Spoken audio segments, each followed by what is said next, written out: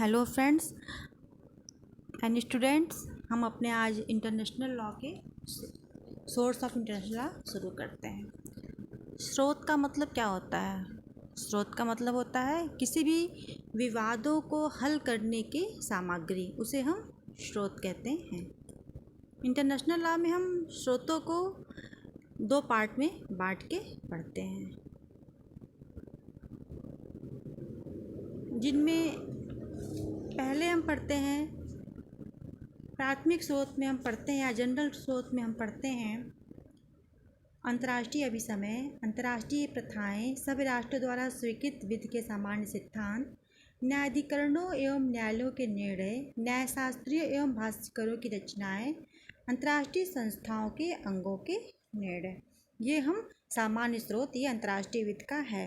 लेकिन 20वीं शताब्दी में तीसरे स्रोत का उल्लेख न्याय के अंतर्राष्ट्रीय न्यायालय की संविधि के आर्टिकल 38 में किया गया, जो मुख्यतः चार है। पहला, अंतर्राष्ट्रीय न्यायालय की संविधि के अनुच्छेद 38 में निम्नलिखित चार स्रोतों को बताया गया। पहला, इंटरनेशनल कन्वेंशन।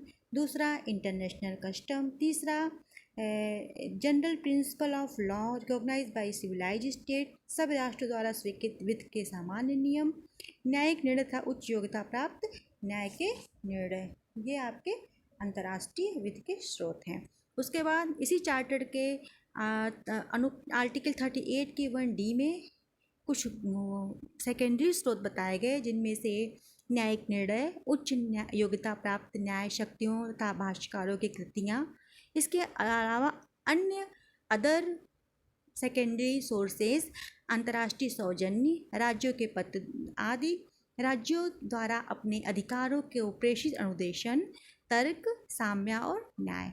इसी चार्टर के आर्टिकल 38 क्लास 2 में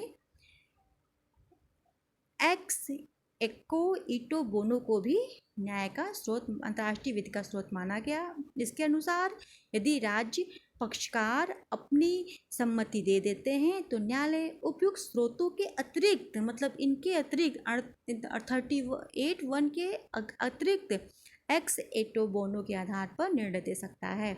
इसके प्रावधान के अनुसार न्यायालय के लिए यह आवश्यक नहीं है कि वह मामले के विधि के अनुसार निपटाए। ये आपकी संक्षिप्त है पूरे स्रोत। अब हम आपको एक एक करके बताते हैं।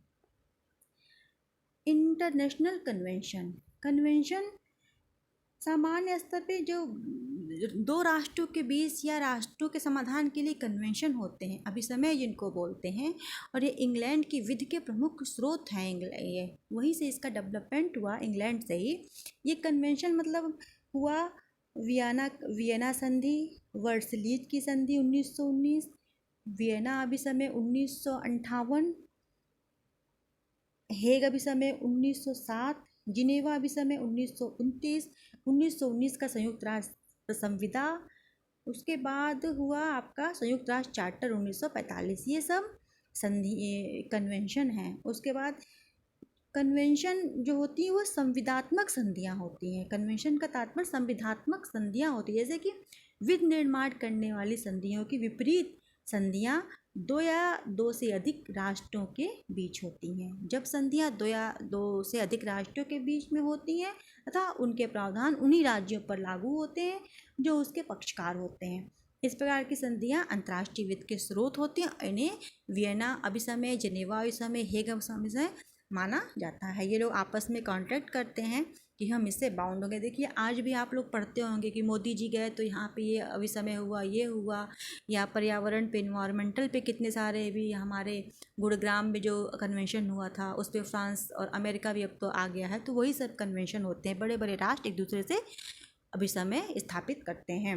दूसरा होती है अंतर्राष्ट्रीय प्रथाएँ, इंटरनेशनल कस्टम, जो काफ़ी समयों से आधुनिक प्राचीन युग से मानते चले आ रहे हैं और उसको धीरे धीरे विधि का बल प्राप्त हो जाता है। जैसे कि स्टार्क ने कहा था, चलन प्रथा की प्रारंभिक स्थिति है, जहाँ चलन समाप्त होता है वहाँ प्रथा प्रारंभ होती है। मतलब चलन चलते चलते प्रथा बन जाती है, उसमें ऑब्लाइजेशन का एलिमेंट आ जाता है। उसके बाद वाइनर कहते हैं प्रथा एक ऐसी चलन है जिसको विधि की शक्ति प्राप्त हो जाती है। तो ये धीरे धीरे प्रथा उत्पन्न होती है। अंतर्राष्ट्रीय विधि में 3 प्रकार की विशेष परिस्थितियों में प्रथा का उत्पन्न होता है।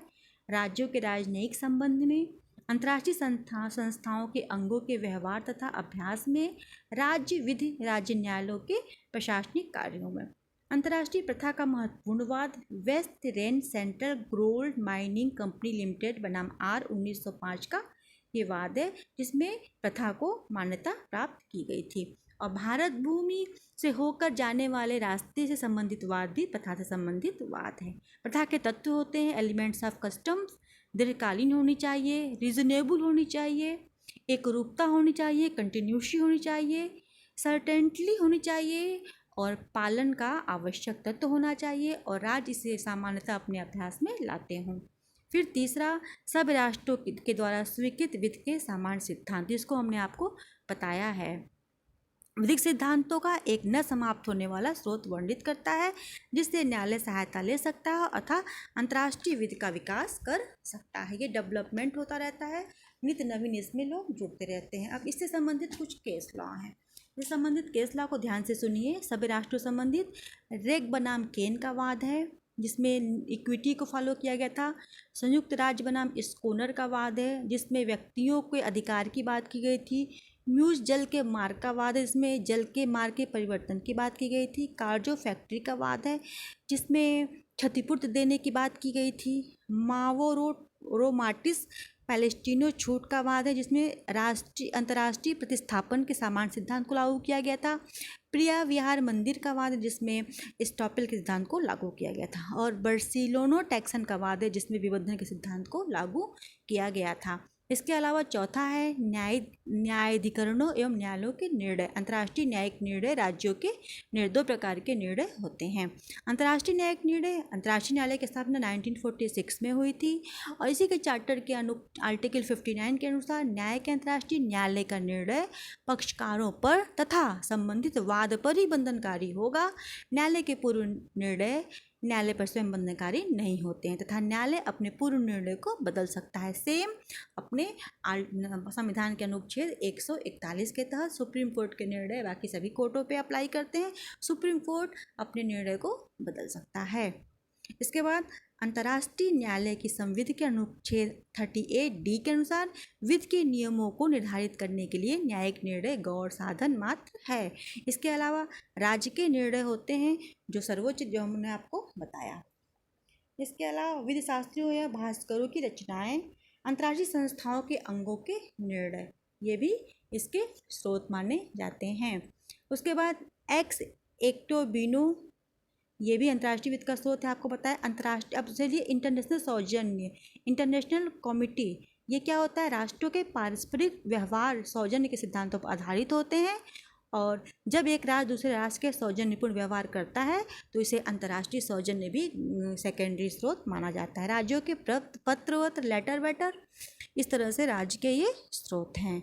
अब हमने आपको स्रोतों को बता दिया। इसमें मुख्य बात आपको क्या करनी है कि चार्टर के 38 आर्टिकल में आपको ये जो क्रम दिया गया है इसको ध्यान में रखना है। पहले ए में इंटरनेशनल कन्वेंशन, बी में कस्टम, सी में सब राष्ट्र द्वारा स्वीकृत विधि के समान सिद्धांत और डी में न्यायालयों के निर्णय तथा टीकाकरण आते हैं। ये रहा चैप्टर समाप्त हुआ। कल आपको हम क्या पढ़ाएंगे ये भी हम आपको बता दे रहे हैं। कल के लेक्चर में आपका रहेगा recognition of state and governments.